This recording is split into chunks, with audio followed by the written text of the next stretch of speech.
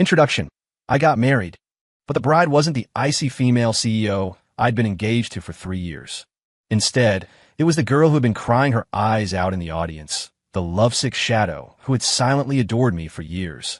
Everyone thought I'd lost my mind, ruining my life out of spite. But they didn't know I had been waiting for this day for a long time. This farce of a business marriage was over, and my real show was just beginning. Mr. Thorne, Ms. Sterling says if you want her to step onto the stage, you have to transfer the ownership of the East River Waterfront project to her personal name. Right now, at the wedding venue, the officiant was passionately setting the mood on stage, but in my earpiece, I heard the voice of my assistant, Marcus, distorted by anxiety.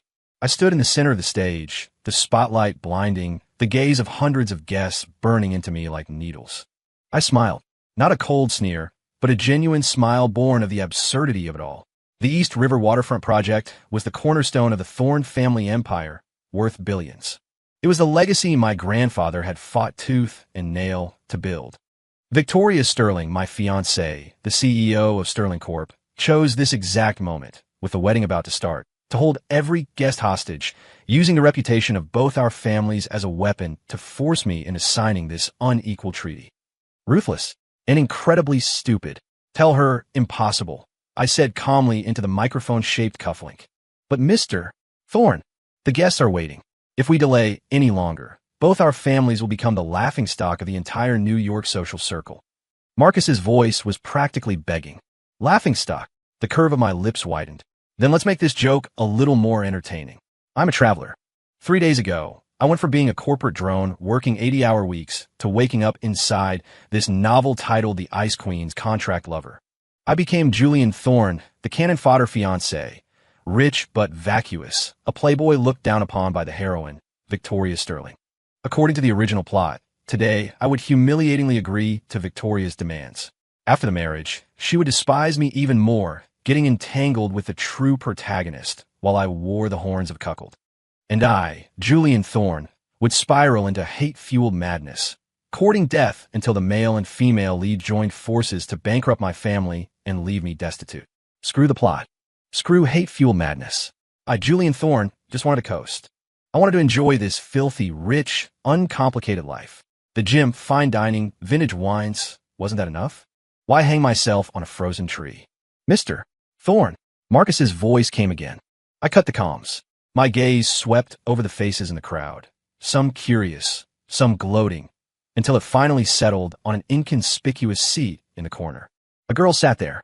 She was wearing a pale blue cocktail dress.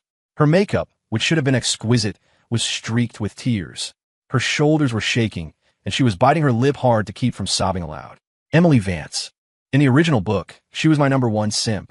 A foolishly lovely girl who had silently loved the original Julian for years, watching him chase Victoria, watching him get engaged, and today, forcing a smile to attend his wedding. In the later parts of the book, she was the only one willing to bring me a warm meal when the whole world had turned against me. Unfortunately, the original Julian died without ever knowing her feelings. But I knew. Not only did I know, but I also knew that this seemingly ordinary girl had a family background far more terrifying than the Ice Queen CEO, Victoria Sterling. She was the perfect angel investor who could let me live comfortably in luxury for the rest of my life. I stepped forward under the stunned gaze of the entire room, walking down the stage step by step. The crisp sound of high heels approached rapidly. Victoria's mother, the always haughty Mrs. Eleanor Sterling, led a few Sterling family members to block my path aggressively. Julian, what is the meaning of this? Are you getting cold feet? Let me tell you, if you don't go through with this wedding today, where will the Sterling family put their face? And don't expect the Thorne family to save theirs either. Eleanor's voice was shrill, her face twisted with anger. I stopped and looked at her calmly. Eleanor, respect is earned, not given. If Victoria wants the East River land, fine. Tell her to come talk to me herself, using these underhanded tactics to blackmail me at our wedding. Does she look down on me, or does she look down on herself? My voice wasn't loud, but every word drifted clearly into the ears of those around us.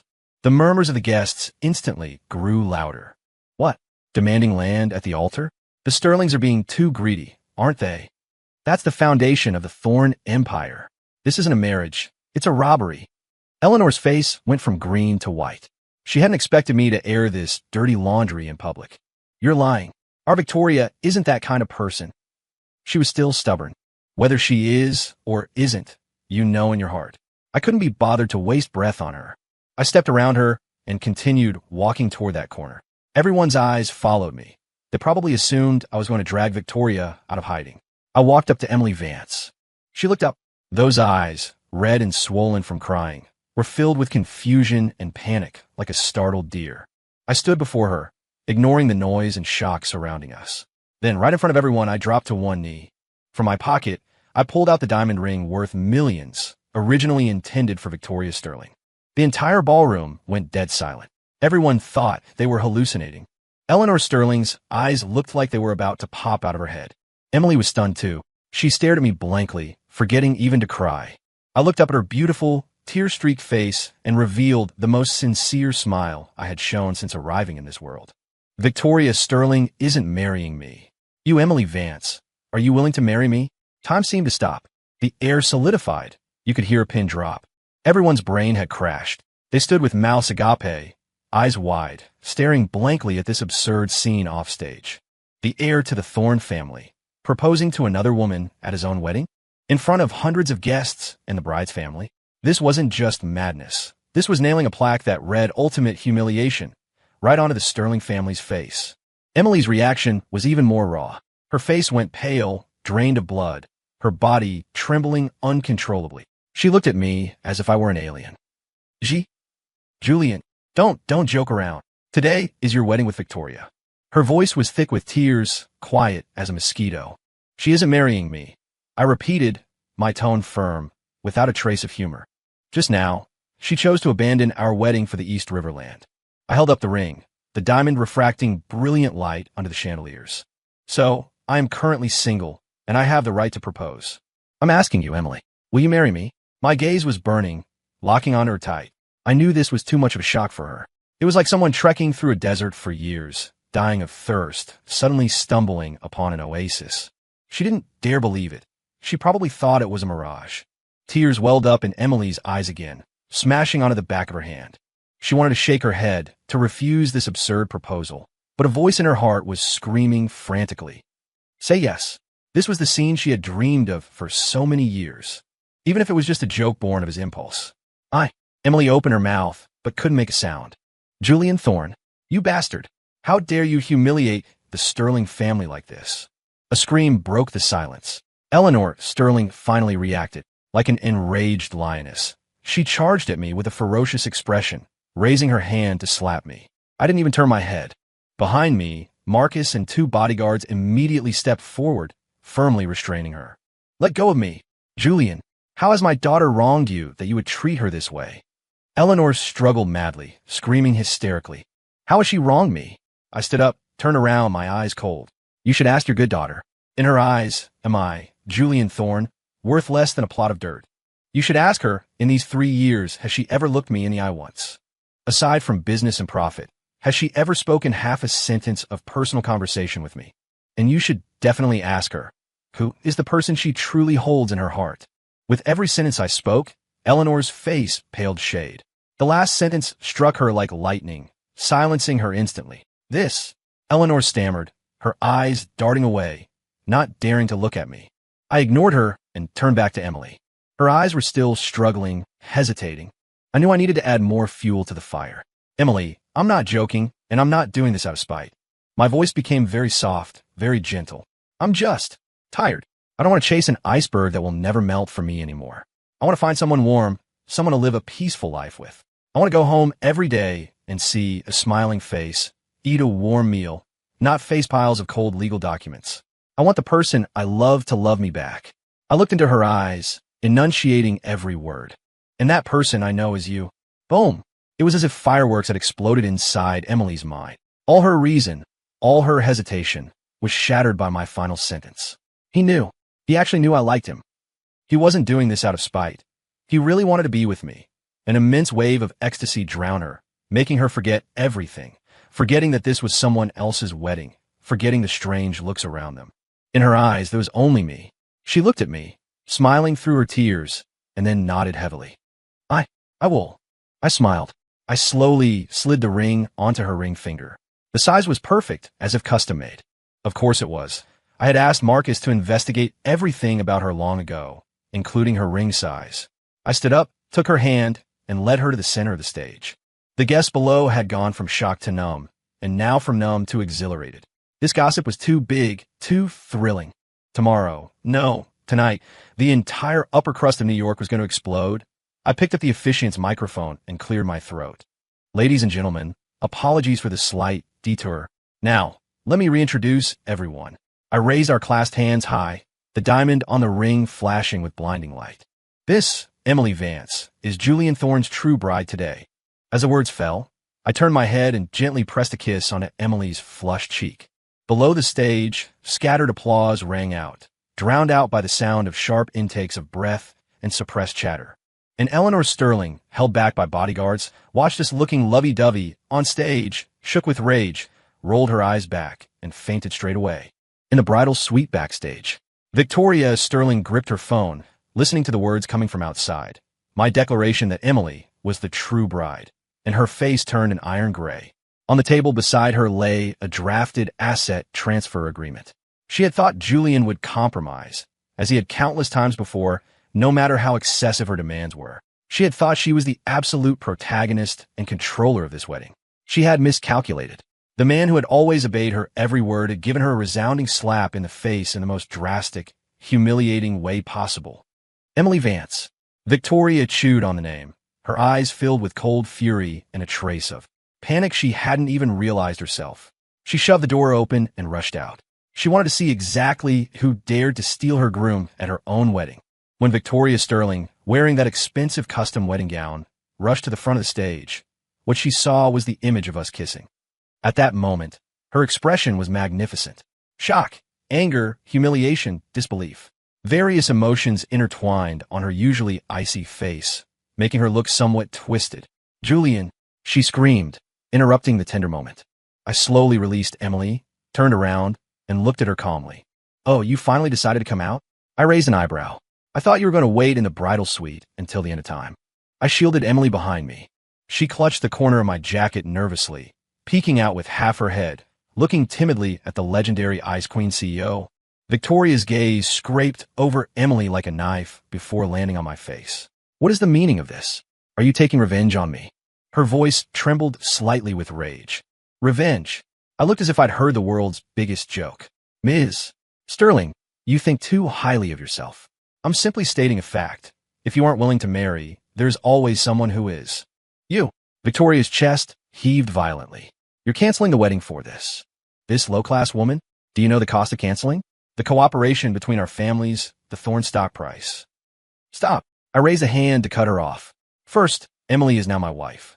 Please show some respect. Second, I didn't cancel the wedding. The person who canceled was you. You chose to refuse to take the stage for a piece of land.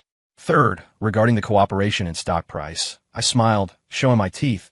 That's something for me to worry about. Ms. Sterling needn't concern herself. My attitude, my words, every syllable was a thorn driving deep into Victoria's heart. She had never seen this side of Julian Thorne. The old Julian always carried a hint of fawning, a touch of caution, wagging his tail like a big dog no matter how cold she was.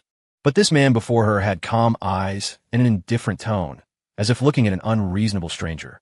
This feeling of being completely disregarded gave her an unprecedented sense of panic and anger. "Julian, don't regret this." She gritted her teeth. "The only thing I regret is agreeing to this business alliance 3 years ago," I said, enunciating each word. "Now I'm cutting my losses. I couldn't be happier." With that, I stopped looking at her, took Emily's hand, and turned to leave. "Let the wedding continue." I tossed a sentence to the dumbfounded officiant. "Huh? Oh. The officiant woke from his trance, hurriedly grabbed the microphone, and began stammering through the process. Behind us were Victoria's eyes, practically spitting fire, and the increasingly loud discussions of the guests. Did Julian get a personality transplant? Since when is he so tough? Tough? I think he's crazy. Offending the Sterlings for some nobody wild girl? He's going to suffer for this. Hard to say. Did you see Julian's aura? Just now? He didn't look anything like the pushover rumors say. Who cares? It's a great show. The Sterling heiress, swapped out by the groom on her wedding day. Ha ha. This news is enough to make me laugh for a year. I turned a deaf ear to these comments.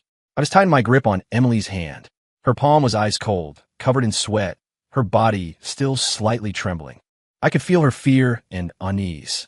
I stopped, turned my head, and whispered in her ear, "Don't be afraid. How about this?" Warm breath brushed against her ear, and Emily's face flushed red instantly, the color spreading all the way to her neck. Her heart was beating so fast it felt like it would jump out, but the fear coiling in her chest really did dissipate quite a bit. She looked up at my profile, her eyes filled with reliance and adoration.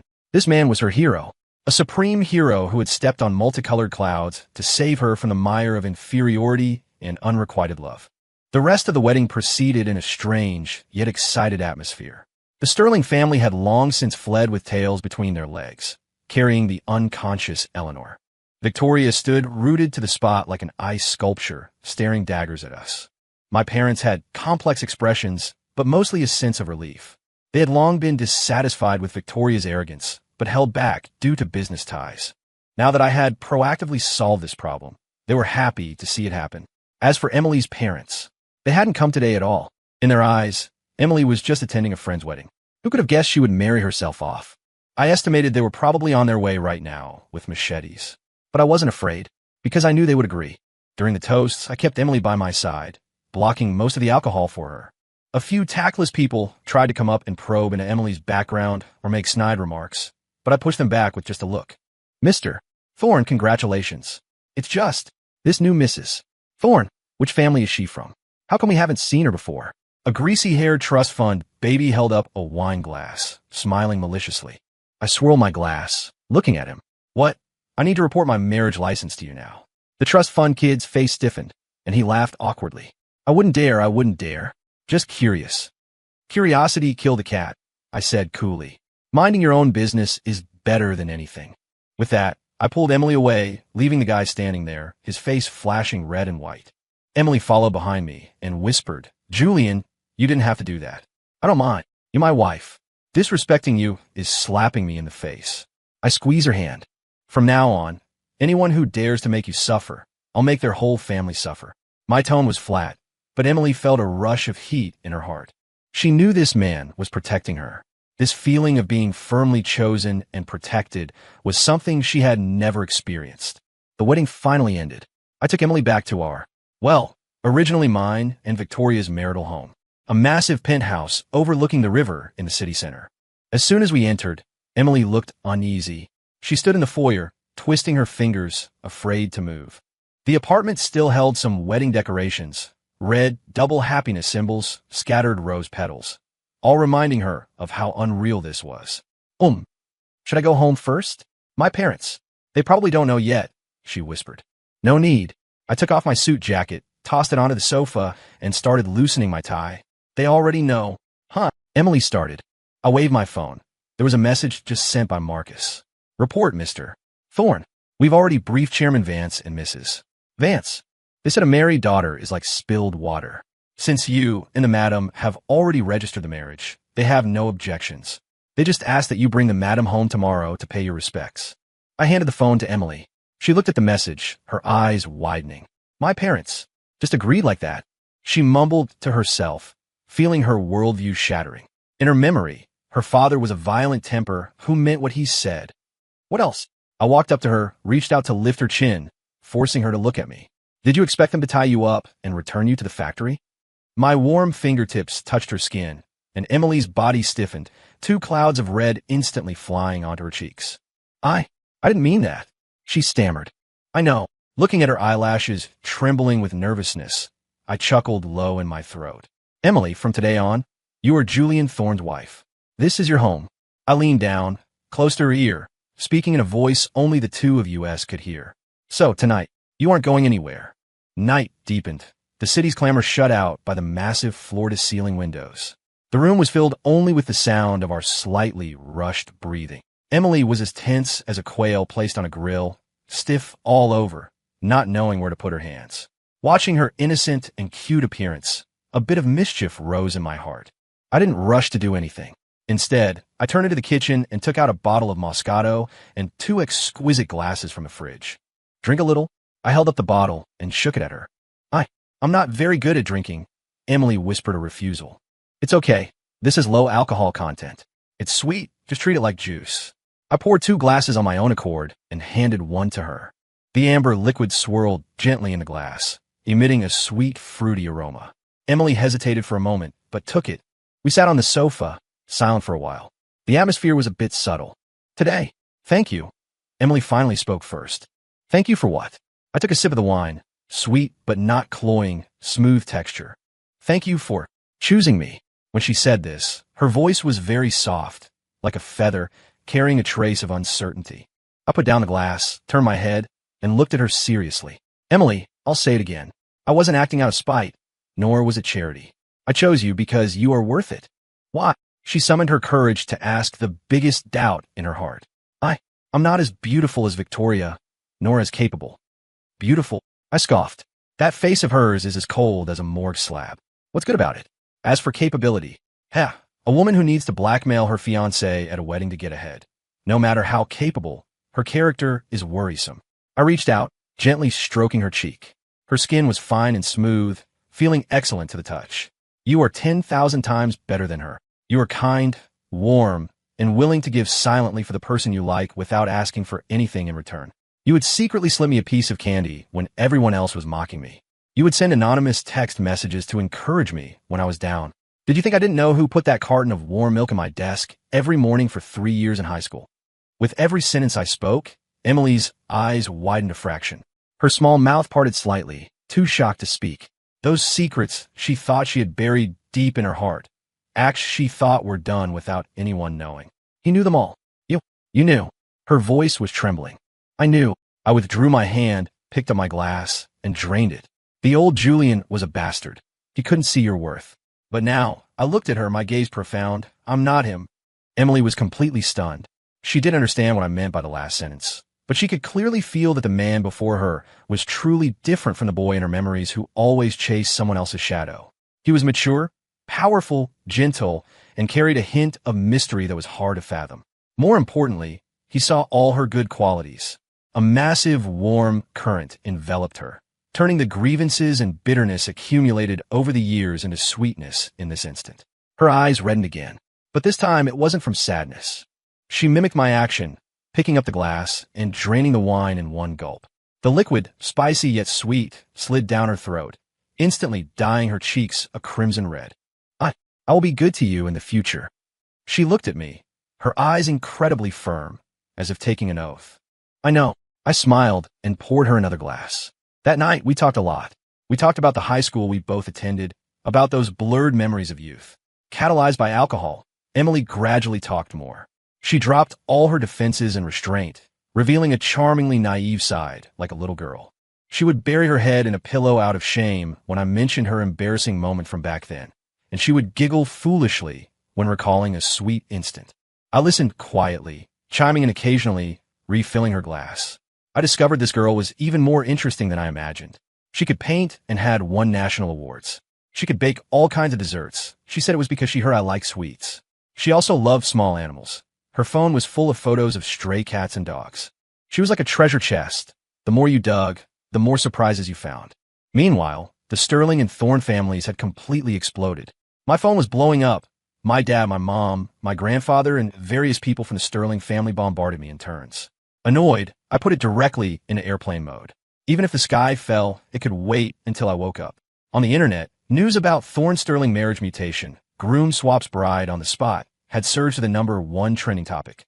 Various scene videos and photos were flying everywhere. The comment section was even more spectacular. Holy crap. Drama of the year. Rich kid gets married. Bride isn't the original, it's the mistress. Oh wait, it's the simp taking the throne. Don't talk nonsense upstairs. Didn't you watch the video? That Victoria Sterling raised the price at the last minute, demanding land worth billions. Her greed was too ugly. Exactly. Julian played this beautifully, cutting losses when necessary, not taking that crap. I'm a fan now. That new bride is so pretty. Crying like a pear blossom bathed in rain. I feel sorry just looking at her. Has anyone dug it up? Who is the bride? Soon insiders jumped out. Emily Vance, our high school beauty queen. She's super nice, just a bit introverted. She's like Julian for years. Our whole school knew. Right, I remember too. Back when Julian was chasing Victoria, Emily would follow behind like a little tail. It was heartbreaking to watch. So this is the spare tire strikes back. Unrequited love comes true. Damn, why is this kind of sweet? The direction of public opinion underwent an astonishing reversal in just a few hours.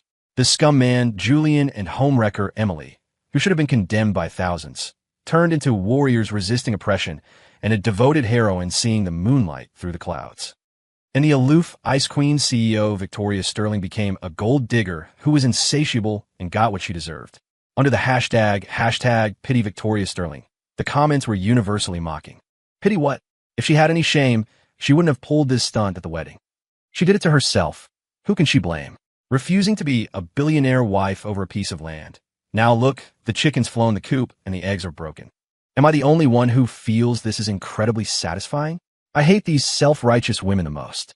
Victoria looked at these comments on her phone, shaking with rage, and smashed her phone directly against the wall. Where is the PR department? Are they all dead? Letting this news ferment online. She roared in her office. Ms. Sterling, we tried our best, but the other side's PR team is too powerful. Our posts get deleted as soon as they go up, and the bot accounts were all banned. The PR manager answered tremblingly. The other side? Victoria's eyes sharpened. Julian, since when did that useless playboy have such a formidable PR team? Check. Investigate for me. I want to see who is helping him from behind the shadows. I naturally didn't know about Victoria's meltdown. At this moment, I was facing a sweet trouble. Emily was drunk. The Moscato had a kick, and she couldn't hold her liquor well. After a few glasses, she was completely dizzy. She leaned against me softly like a boneless cat, mumbling words. Julian, my husband, ups, let me touch. As she spoke, her restless little hand began to grope my stomach through my shirt. My body stiffened, and a heat instantly surged to my lower abdomen. Damn it, who could withstand this? I grabbed her wandering hand, my voice a bit hoarse. Don't move around. No. I want to touch. She was relentless, even trying to nuzzle her head against me. I took a deep breath, telling myself to stay calm. This is a mainstream novel. We can't write explicit scenes. I scooped her up by the waist. She was light. I could pick her up with one arm. Wow, I'm flying. She giggled in my arms, wrapping her arms tightly around my neck. I carried her into the master bedroom and gently placed her on that oversized wedding bed. Rose petals were still scattered on the sheets, contrasting with her flushed cheeks, breathtakingly beautiful. I tucked her in, preparing to sleep in the guest room. Just as I turned, the corner of my clothes was tugged. I looked back to see Emily staring at me with big, watery eyes, looking pitiful. Where? Where are you going? I'm going to the guest room to sleep. No. She shook her head, her eyes reddening again. Do you despise me? No. I felt somewhat helpless. Then why won't you sleep with me? We are already husband and wife. When she said this, her voice got smaller and smaller until it was almost inaudible. Looking at her like this, I sighed in my heart. Fina, I'm a grown man. Am I afraid of her? I lay down on the other side of the bed, separated by a distinct boundary line. Sleep, I said. MHM. She responded obediently and closed her eyes. The room returned to silence. I thought she had fallen asleep. Just as I was about to relax, a soft body rolled over, wrapping around me like an octopus. Her face buried into my chest, warm breath spraying on my skin. Julian, she called my name like she was talking in her sleep. I like you so much. My heart skipped a beat violently. The next day, I woke up to the sound of ringtone. Sunlight spilled in through the floor-to-ceiling window, warm and bright. I moved my body, feeling numbness in my arm. Looking down, Emily was hanging onto me like a koala, her head resting on my arm, sleeping soundly. Her eyelashes were long, like two small fans, trembling slightly with her breath. Asleep, she had shed her daytime shyness and restraint, adding a touch of defenseless reliance. The phone was still ringing tirelessly. Afraid of waking her, I carefully extracted my arm, picked up the phone, and looked. It was my mom. I tiptoed to the balcony and answered the call. You brat, you finally know to answer the phone. My mom's full-throated roar came from the other end. Mom, keep it down. Emily is still sleeping. I lowered my voice. Oh, you know how to care for your wife now. My mom's tone softened, but still carried a hint of dissatisfaction. What happened with you yesterday? Such a big thing, and you didn't discuss it with us. Sudden situation, no time, I said concisely. No time? I think you planned this long ago. Mom huffed. Your dad and I saw it. When you proposed, you were so practiced, and the ring size was perfect. I touched my nose, saying nothing. A mother knows her son. All right, what's done is done. You're dad, and I can't be bothered to lecture you. Mom changed the subject. We never liked that Victoria Sterling anyway. Walking around with a stinking face all day like everyone owed her $8 million. It's good you switched. Saves you from suffering later. As for that child, Emily, we've met her a few times. She's a good kid, well-behaved and sensible. Since you married her, treat her well from now on. No more fooling around like before. Hear me? I know, Mom. Remember to bring Emily home for dinner today. Let your grandfather see her too. The old man was so angry yesterday, he almost ate his blood pressure meds like rice. You coax him properly. Okay. Hanging up the phone, I breathed a sigh of relief. The family side was handled. I returned to the room. Emily was awake, sitting on the bed hugging the quilt in a daze. Seeing me enter, her face flushed red instantly. Morning, I greeted her with a smile. Morning. Her voice was thin as a mosquito's buzz. The brave words and groping hands from her drunken state last night were playing on loop in her mind like a slideshow. She wished she could find a crack in the floor to crawl into. I didn't do anything weird last night, did I? She asked carefully, clinging to a shred of hope. I walked to the bedside, leaned down, got close to her face, and curled my lips into a wicked smile. What do you think? I pointed to my lips. There was a faint tooth mark. This and this. I pointed to my neck where there were a few ambiguous red marks. Are all your masterpieces? Emily's face was red enough to bleed. She shrieked, pulled the quilt over her head, and rolled around on the bed. I can't face anyone. I can't face anyone. Watching her like this, I couldn't help laughing out loud. This girl was just too cute. When I laughed enough, I dug her out of the quilt. All right, not teasing you anymore. I ruffled her hair. Get up and wash. My mom wants us home for dinner. Huh? Meeting the parents? Emily's nervousness returned instantly. The ugly daughter-in-law has to meet the in-laws eventually, let alone you're so pretty. I scrape her nose. Relax, my parents both like you very much. Under my comfort, Emily got out of bed, half believing. In the walk-in closet, half was Victoria's clothes, the other half empty. I had Marcus contact luxury stores directly, sending over all the new arrivals of the season in Emily's size. Watching rows of clothes and bags being brought in, Emily was dumbfounded. Isn't this too much? Not much. My wife's closet must be full. I grabbed a white Chanel-style dress and handed it to her. Change into this. Let me see. Emily obediently changed. When she walked out of the fitting room, my eyes lit up. The white dress accentuated her purity and gentleness, the perfect cut outlining her fine figure. Does it look good? She twirled unconfidently. Beautiful. I stepped forward and adjusted her collar. My wife looks good in everything. After breakfast, I took Emily back to the Thorne family estate. Along the way, Emily was so nervous her palms were sweating. Don't be nervous. Just treat it like your own home. I held her hand, reassuring her. MHM. She nodded, but her body was still tense. The car drove into the estate. My parents were already waiting at the door. Seeing us get out, my mom immediately welcomed us with a face full of smiles. Oh my, Emily is here. Come in. She affectionately took Emily's hand. If one didn't know better, they'd think Emily was her biological daughter. Hello, Uncle. Hello, Auntie. Emily greeted nervously. What Uncle and Auntie? Time to change how you address us. Mom chided. Emily's face turned redder, and she whispered, Dad, Mom. Aye, good child. Mom couldn't stop smiling. She took a jade bracelet of excellent quality off her wrist and slid it onto Emily's hand. Here, this is the change of address fee from Mom. My dad also fished out a thick red envelope from his pocket and handed it over. Emily looked at me for help. I nodded. Mom and Dad gave it. Take it. Only then did she dare accept. In the living room, my grandfather, Silas Thorne, was sitting in the main seat holding a cup of tea, his face serious. He was the anchor of the Thorne family, the founder of the Thorne Group, a legend who had dominated the business world for a lifetime. Grandfather, I stepped forward and called out respectfully. The old man harumphed, not even lifting his eyelids. You still never come back? I thought you didn't want this family anymore. I knew he was still angry about yesterday. I signaled Emily with my eyes. Emily understood.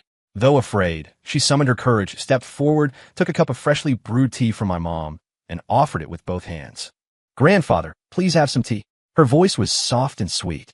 The old man lifted his eyes and sized her up.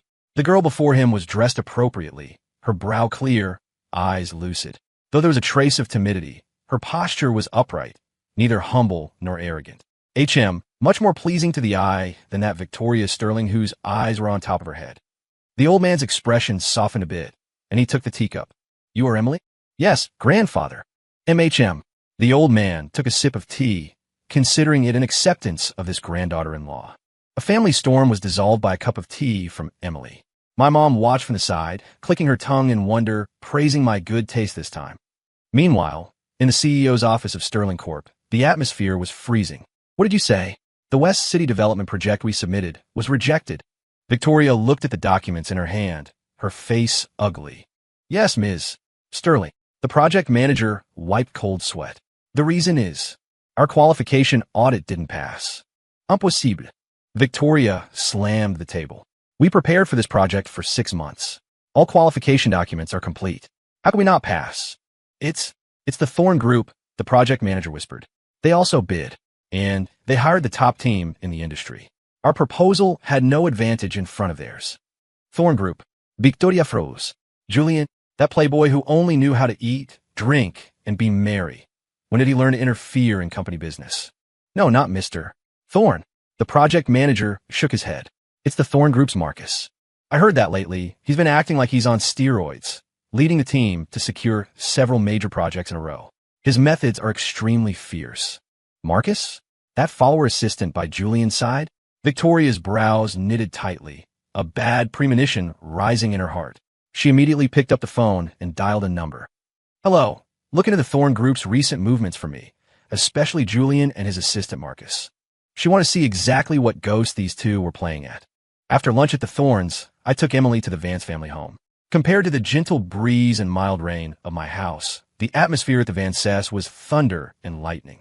Emily's father, Robert Vance, was an entrepreneur with a military background. He had a fiery temper and meant exactly what he said. As soon as we entered, we saw him sitting on the living room sofa with a dark face. On the coffee table in front of him lay a golf club. Emily's mother, Martha, was crying anxiously on the side. Emily, you child, how could you be so muddled? Seeing Emily, Martha rushed up, checking her left and right. Did you suffer? Did that Julian Thorn bully you? Mom, I'm fine, Emily whispered. You still say you're fine. Marriage is a major life event. How can you treat it like a game? Robert slammed the table, his voice loud as a bell, making Emily tremble. I stepped forward, shielding Emily behind me, meeting Robert's gaze neither humbly nor arrogantly. Sir, this matter is my fault. If you want to blame someone, blame me. If I wonder who it was. Turns out it's that rascal from the Thorn family. Robert looked me up and down, his eyes sharp as if trying to poke 2 holes in me. I heard yesterday at your wedding. You used my daughter as a spare tire and proposed on the spot. I didn't use Emily as a spare tire. I met his gaze, my tone firm.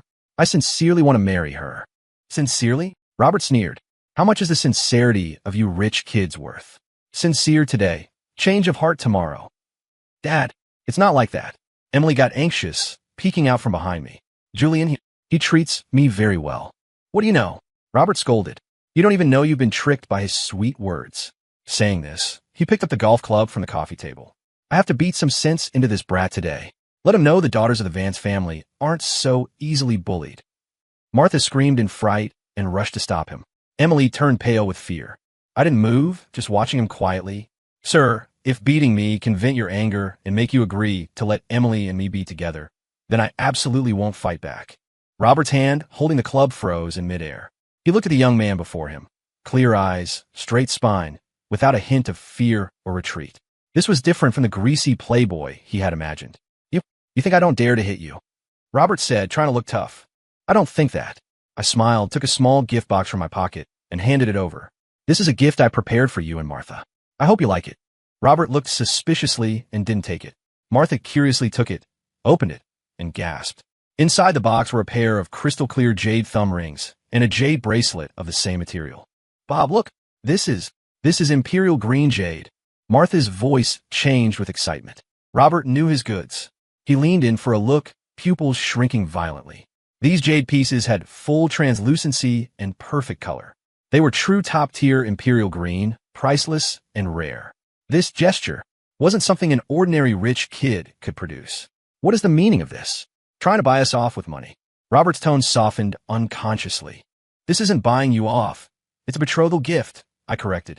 I know measuring Emily with money is disrespectful to her, but this represents my sincerity.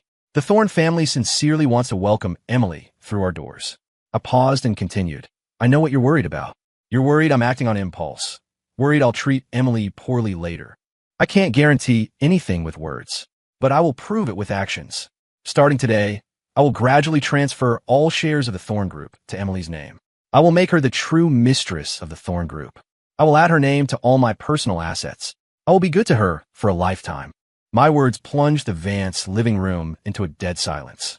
Robert and Martha were too shocked to speak. Transferring group shares to a wife?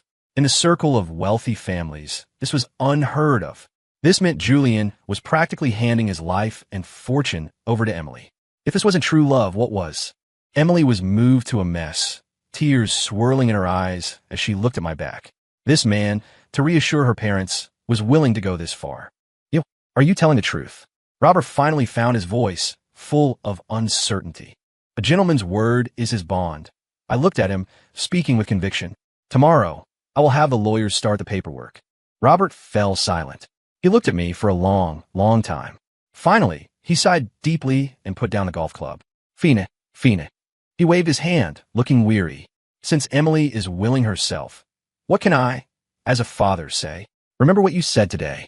If you dare treat Emily badly in the future, I'll fight you with this old life of mine. You have my word. I nodded solemnly. Another family storm was dissolved by my money power and sincerity. When we left the Vance house, the look Emily gave me was practically sticky with affection. Julian, she followed behind me, calling softly. You don't really have to give me the shares. She whispered. I know you did it to reassure my parents. Who said it was for them? I stopped and pinched her cheek. I did it to reassure you. What's mine is yours. Why separate it so clearly? From now on, I'm responsible for making money, and you're responsible for being beautiful. Emily, responsible for being beautiful. Vance was made dizzy by my words, giggling foolishly as I stuffed her into the car. Meanwhile, Victoria finally got the investigation report she wanted. Looking at the items listed one by one regarding the Thorne Group's recent commercial moves, her face grew darker and darker. In just 3 days, Marcus, the assistant she had always looked down upon, under Julian's instruction, had sniped 3 important cooperative projects of Sterling Corp and stolen 2 major clients. The methods were fast, accurate, and ruthless, every strike hitting Sterling Corp's weak points. How could these be decisions made by a useless playboy? This was clearly a commercial genius strategizing from behind the scenes. Julian, who exactly are you? Victoria gripped the report, murmuring to herself. She deeply doubted her past judgments for the first time. She discovered she seemed to have never truly known the man who had followed her for 3 years. Even more shocking news arrived quickly. Ms. Sterling, bad news. The secretary ran in frantically. The Thorne Group just issued an announcement. Mr. Thorne, Julian, is transferring all Thorne shares under his name to his newlywed wife, Ms. Emily Vance, free of charge. What? Victoria stood up abruptly, the report scattering on the floor. The Thorne Group's announcement was like a heavy bomb, exploding in the entire business world and high society. Hashtag Julian Thorne transfers all shares to new wife. This hashtag climbed to the top of the trending list with destructive force. Everyone went crazy. Holy crap, what kind of god-tier romance is this? I am jealous. This isn't just love, this is giving his life to the other person, right? Swapped brides the day before yesterday. Gifting shares today? Julian is for real. Boo-hoo. Did that girl named Emily save the galaxy in her past life? I want someone to love me like this too. At Victoria Sterling, come out and look. This is the man you didn't want. Lost a multi-billion-dollar empire for a piece of land worth peanuts in comparison. Regret it yet? Online, the evaluation of me had shifted from well done to peerless good man, and Emily became the most envied woman on the internet. Victoria's name was dragged out for public execution again. Ridicule, sarcasm, pity. Voices of all kinds rang out incessantly. Victoria looked at her phone, her face pale. Of course she regretted it. She regretted it until her insides turned green. She had always thought Julian couldn't leave her, that the Thornes needed the Sterling's cooperation. That was why she dared to be so fearless. But now, reality gave her a resounding slap. Not only did Julian leave her, but he was also doing better than before. He was no longer the shadow following her. He had transformed into a behind-the-scenes boss stirring up the business world. He had found a new woman and spoiled her to the heavens. And that woman was the one she looked down on the most, Emily Vance. Why? Why could the worthless Emily receive such treatment from Julian? The flames of jealousy burned fiercely in Victoria's heart. She wasn't resigned. She didn't believe Julian could truly fall in love with Emily. This must be his scheme. It was to revenge her, to provoke her. Yes, it must be so. As long as she went to soften up and apologize, Julian would definitely change his mind. After all, they had 3 years of emotional foundation. Thinking of this, Victoria immediately grabbed her car keys and rushed out. At this moment, I was accompanying Emily on the balcony of our penthouse, watching the stars. I had someone bring a comfortable lounge chair, and the small table beside it held a fruit platter and her favorite milk tea. Julian, those things online, are they true? Emily leaned in my arms, asking softly. The lawyers are already processing it. I held her, smelling the fragrance in her hair. But that's too much. She still felt it was unreal. I didn't do anything, just. Who says you didn't do anything? I interrupted her. You did the most important thing. What thing? She looked up curiously. You gave me a home. I lowered my head and kissed her forehead. Emily's heart was instantly filled with sweetness. She spoke no more, just hugged me tighter. Just then my phone rang. It was an unknown number. I didn't want to answer, but it kept ringing, threatening to ring until the end of time if I didn't pick up. I answered helplessly. Hello. Julian, it's me. From the other end came a familiar, icy voice. Victoria. I frowned. What is it? I'm downstairs at your apartment. I want to see you. Her voice carried a trace of imperceptible weakness. We have nothing to see each other about. I refused directly. Julian, don't be like this. Victoria's tone became urgent. I know you're still angry with me. What happened at the wedding was wrong of me. I apologize to you. I was just misled by my mother and my uncle. I was confused for a moment. Oh, I responded flatly. You gave the shares to Emily just to spite me, right? She continued on her own. I know you still have me in your heart. You just want to use this method to make me regret, to make me turn back. I almost laughed out of anger at her logic. Who gave this woman such confidence? Ms. Sterling, let me say this once more. Everything I do is only for my wife, Emily. It has not a dime to do with you. Stop flattering yourself. With that, I hung up directly and blocked the number. Emily had been listening quietly, not interrupting. Only after I hung up did she ask softly, Is it Victoria? Did she misunderstand something? Ignore her. I tossed the phone aside and pinched her cheek. An irrelevant person isn't worth wasting our time. Now let's do something meaningful. What thing? Emily blinked. I leaned down to her ear and whispered a few words. Emily's face exploded red instantly. She punched me lightly, whining, You're so bad. Downstairs, Victoria froze listening to the disconnect tone on her phone. He hung up on her. He blocked her. How dare he? A wave of humiliation like never before surged in her heart. As the dignified CEO of Sterling Corp, when had she ever received such treatment? Refusing to believe it, she switched phones to call again, but the result was still being hung up on. Victoria was so angry she nearly smashed the phone. She looked up at the apartment lit with warm lights, her eyes filled with spite and unwillingness. She didn't believe Julian could be so heartless. She decided to wait here. She didn't believe he wouldn't come down eventually. So, on that cool autumn night, the noble CEO Victoria Sterling, wearing a brand-name suit and stepping in high heels, stood like a resentful ghost downstairs at Julian's apartment all night. Meanwhile, the male lead she was waiting for was sleeping soundly, holding his new wife. Early the next morning, Marcus's call came right on time. Mr. Thorne, that person downstairs, stood there all night. Should we send someone to ask her to leave? I was tying an apron, making breakfast for Emily in the open kitchen. The sunlight plated me with a golden edge, 8-pack abs faintly visible under thin loungewear. Emily sat by the bar, chin in hand, looking at me with hard eyes. Ignore her. I cracked an egg with one hand, landing it perfectly in the center of the pan. If she likes standing, let her stand. When she's tired, she'll leave naturally. Okay. Marcus paused, then reported. Also, regarding Sterling Corp., the board held an emergency meeting overnight. Due to the failure of several major projects recently and the negative impact of her personal life on the company, Victoria Sterling has been suspended from her duties as CEO. Oh, I raised an eyebrow. This was unexpected. I thought those old fogies in the Sterling family would fight to keep her. Yes, her uncle, Lewis, has taken over. I heard this, Mr. Lewis doesn't quite get along with you. Marcus sounded worried. Uncle Lewis? I thought for a moment and remembered. In the original book, it was this Lewis who colluded with outsiders to hollow out Sterling Corp. eventually blaming it all on Victoria. He was a smiling tiger. He does not get along with me. He doesn't get along with money. I smiled, plating the heart-shaped egg. Ignore him, let him act out. The more he acts out, the faster Sterling Corp dies. Understood. Hanging up, I brought breakfast to Emily. Wow, smells so good. Emily looked at the heart-shaped egg, bacon, and toast on the plate, eyes shining. Eat up, little glutton. I rubbed her head. Emily picked up her knife and fork, carefully cut a small piece of egg, and put it in her mouth. Delicious. She narrowed her eyes in happiness. If it's good, eat more. Just as we were enjoying a warm breakfast time, the doorbell rang suddenly. I frowned. Who had come so early? Checking the visual doorbell, the screen showed a haggard and unwilling face. Victoria Sterling. She actually came up. Julian, open the door. I know you're in there. She pounded on the door, her voice shrill. Emily heard the noise too and looked over nervously. I gave her a reassuring look and pressed the talk button directly. Ms. Sterling, early in the morning, what business do you have? My voice held no warmth. Julian, let me in, let's talk. We have nothing to talk about. Did you know? I've been suspended. Victoria's voice carried a hint of sobbing. You did this, right? To take revenge on me. You colluded with the board to take me down.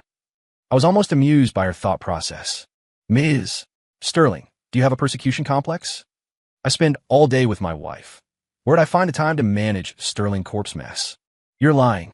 I don't have time to waste breath on you. I couldn't be bothered to pay attention to her anymore, preparing to turn off the intercom. Just then, Emily walked over, peeked out from behind me, and flashed a sweet smile at the screen. Morning, Victoria.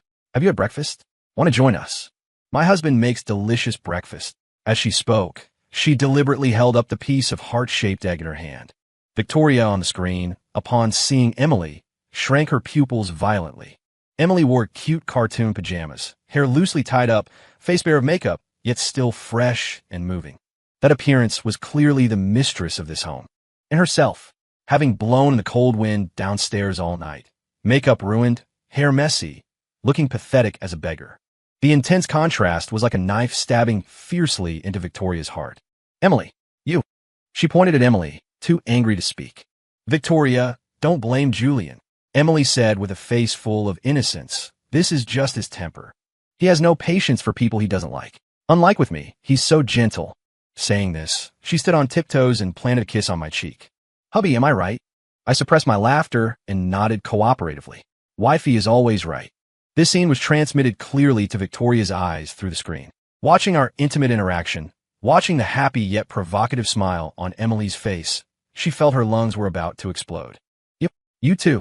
She finally broke down, pointing at the screen, screaming hysterically, Julian, you will regret this. Giving me up for such a manipulative woman. You will definitely regret it. Emily, don't be smug. How he treats me today is how he'll treat you tomorrow. You thief. Robber. Listening to her insults, my face darkened. Security. I pressed another call button. Mr. Thorne, instructions. Please remove the lady at the door. In the future, if she comes within 100 meters of this building, call the police directly. Yes, sir. Soon, 2 security guards appeared on the screen, flanking the still tantrum-throwing Victoria and dragging her directly into the elevator. The world was finally quiet. I turned off the screen and looked back. Emily had her head down, twisting her fingers, looking like she'd done something wrong. Was I too mean? She asked softly. Looking at her, I suddenly laughed out loud. I pulled her into my arms and gave her a hard kiss. No, my wife was absolutely cool just now. My little rabbit finally learned to bite. Wonderful. Praised by me. Emily's face turned red again, but the corners of her mouth couldn't help turning up. Then, can I do that in the future? She asked tentatively. Of course. I pinch her nose. Whoever dares to bully you, you bully them back double. If the sky falls, I'll hold it up for you. With my backing, Emily's courage gradually grew. She was no longer that timid little girl hiding behind me. She began learning to manage company affairs. Though there was much she didn't understand, she learned seriously. I would show her some unimportant documents and explain them patiently. She would also accompany me quietly while I worked, bringing me tea or massaging my shoulders. Our life was sweet as honey. During this time, I took her abroad to make up for a honeymoon. We kissed under the Eiffel Tower in Paris, strolled on the beaches of the Aegean Sea, and boated in the water city of Venice. I used a camera to record every one of her happy moments. After returning to the country, an unexpected surprise was waiting for us. One day, I accompanied Emily to the hospital for a routine checkup. When we got the report, the doctor looked at us with a meaningful smile. Congratulations, Mr. and Mrs. Thorne. Mrs. Thorne is 6 weeks pregnant. Pregnant, Emily and I were petrified on the spot. We looked at each other, seeing the same shock and ecstasy in each other's eyes. I'm going to be a father. I felt my voice floating. I'm going to be a mother. Emily covered her mouth, tears surging instantly. The doctor smiled and nodded. Yes, the baby is very healthy. However, pay attention to rest in the early stages. Don't get too tired. Walking out of the hospital, we were both still a bit dizzy. I supported Emily carefully, terrified she might bump into something. My nervous appearance drew side eyes from passers-by. Getting into the car, my first act was calling Marcus. Marcus! My voice was loud with excitement. Mr. Thorne, I'm here. Immediately. Right now. Contact the world's best obstetrics experts, nutritionists, and nannies. Form a team. On call 24 hours. Also, wrap up anything with sharp corners in the house. Change the carpets to the softest ones. Air purifiers, humidifiers, replace them all with top-of-the-line models. Additionally, go buy me 10,000 parenting books. From pregnancy to college, I want them all. I fired off a dozen orders in a row, speaking as fast as a rapper. Marcus on the other end was dumbfounded. Mr. Thorne, does this mean the madam is expecting? Duh, I yelled, then couldn't help laughing again. I'm going to be a dad. Ha ha ha. My laughter transmitted through the phone to the entire executive office of the Thorne Group. Everyone heard their usually aloof assistant Marcus muttering in a sleepwalking tone, "Oh God." Mr. Thorne laughed. The news spread through both our families quickly. My mom and mother-in-law charged over that very day, flanking Emily like she was a national treasure. My dad and father-in-law, though still maintaining a facade, couldn't hide the joy in their upturned lips. My grandfather was even more direct, announcing on the spot he would gift a historic courtyard house to the great-grandchild about to be born. Julian Thorne completely fell out of favor. Before, I was the family treasure.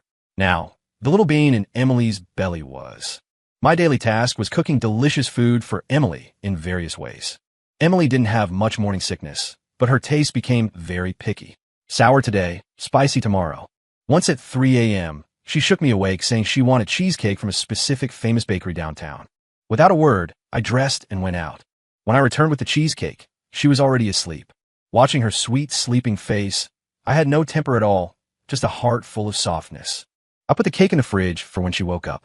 These days, though busy, were filled with happiness. Just as our whole family was immersed in joy, something happened at Sterling Corp. Uncle Lewis, who replaced Victoria, was an incompetent dreamer. After taking office, eager to prove himself, he blindly invested in several high-risk projects, losing everything. He also embezzled, secretly transferring company funds to his overseas accounts. In just a few months, the once glorious Sterling Corp was turned into a smoky mess by him, debt-ridden.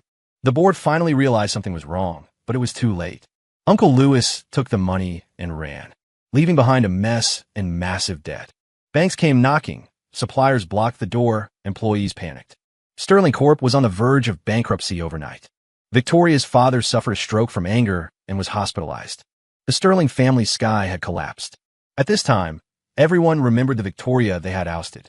The board, even her father, hoped she could return to turn the tide and save the company. But the current Sterling Corp was a bottomless pit. Whoever returned would die.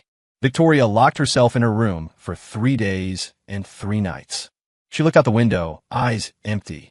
She thought of Julian, thought of the man who used to follow her, his heart and eyes full of her. If she hadn't done that back then, if she had married him, then now, facing all this, it wouldn't be her alone. Julian would definitely help her.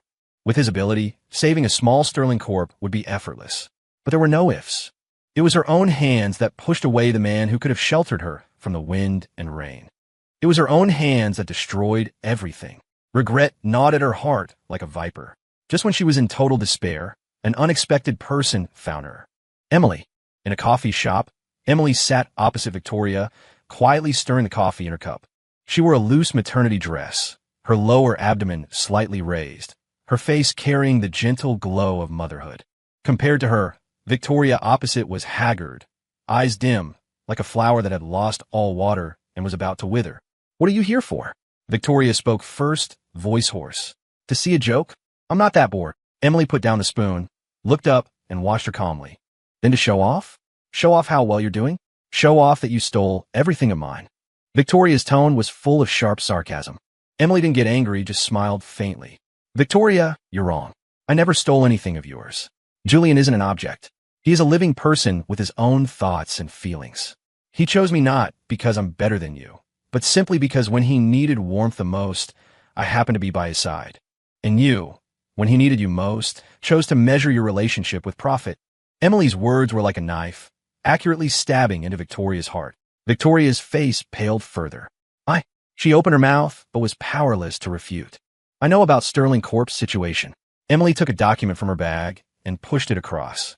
What is this? Victoria looked at her warily. An acquisition proposal, Emily said. The Thorn Group is prepared to fully acquire Sterling Corp and help you solve all debt problems. Victoria's pupils shrank violently. She picked up the document and flipped through it quickly. The terms were so generous, she didn't dare believe it. Not only was the Thorn Group willing to assume all debts, but they were also willing to retain the brand and most employees and even willing to let her continue as CEO. This wasn't an acquisition. This was clearly charity. What? Victoria looked up, staring at Emily with complex eyes. Why would Julian do this? Doesn't he hate me? He doesn't hate you. Emily shook her head. He's just disappointed in you. As for why he's helping you, Emily paused, reached out, and gently stroked her own belly. Because I don't want my child to hear any negative comments about his father in the future. I don't want people saying his father left his former fiancée to die, that he was ruthless. Julian is a good man, and I want everyone to know that. Emily's words left Victoria completely stunned. She looked at this gentle-faced girl before her, feeling a mix of emotions. She had always thought Emily was a manipulative schemer, but now she realized Emily was truly kind. A kind of pure goodness she could never learn. So this was your idea?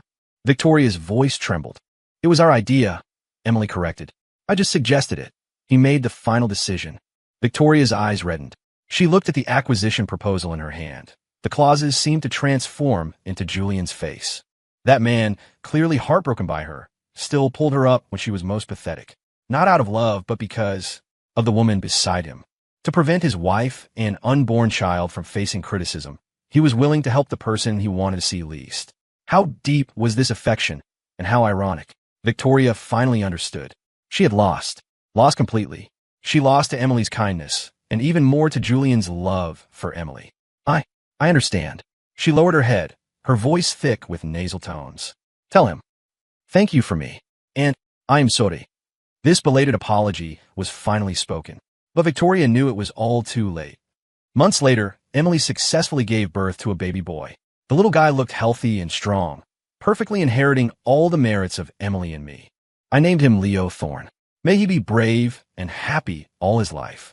I completely devolved into a doting dad. My greatest daily joy was holding my son, changing diapers, feeding him, and singing lullabies. As for company matters, I became totally hands-off. Marcus and the elite team he led managed the Thorn Group in perfect order, market value hitting new highs repeatedly. The hashtag Julian Thorn didn't get up today became the barometer for our company's stock price. As long as this tag trended, stockholders knew the Thorn Group was well and could buy with confidence. Sterling Corp, after being acquired, also gradually walked out of its predicament. Victoria changed a lot. She was no longer the iceberg pushing people away. She became steady and introverted. She poured all her energy into work and never had any scandals again. Sometimes she would see our family of 3 walking in the park from afar. I holding Leo, Emily holding my arm, sunlight spilling on us, warm and blinding. She would watch quietly for a while, then turn and leave lonely. She knew that happiness had nothing to do with her anymore. She had lost the most beautiful thing in her life with her own hands. And I finally lived the lying flat life I dreamed of. I had a lovely wife, a cute son, endless money, and a group of capable subordinates. I felt I might be the happiest transmigrator in the world. On a sunny afternoon, I held Leo, basking in the sun on the balcony. Emily leaned beside me, reading me the news. Hubby, look, the internet is talking about you again. Saying what? Saying you are the last deep affection of the 21st century, model of male virtue, the ceiling of doting husbands. Listening to these titles, I couldn't help laughing. I wasn't some deep lover. I just met the right person at the right time. I lowered my head, kissed the little guy in my arms, then turned my head to kiss the lover beside me. Wifey. Thank you. Thank you for appearing in my life, giving meaning to my boring, aimless life. Story complete.